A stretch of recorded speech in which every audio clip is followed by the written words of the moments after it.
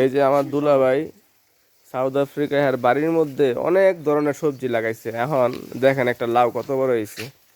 এই যে করলাও দেখা যাচ্ছে পাশাপাশি। এই যে লাউ, দুলাভাই লাউটা কাটতেছে দেখেন।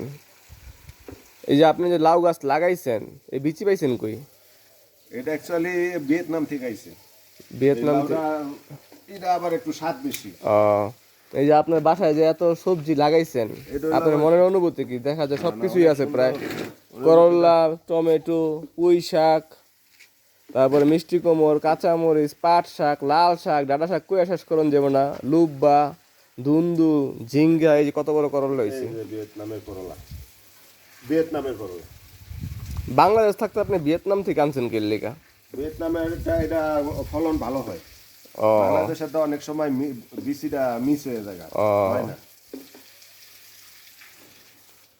এই দেখেন কত বড় লাউ, এই যে ডাঁটা শাক, এই যে টমেটো।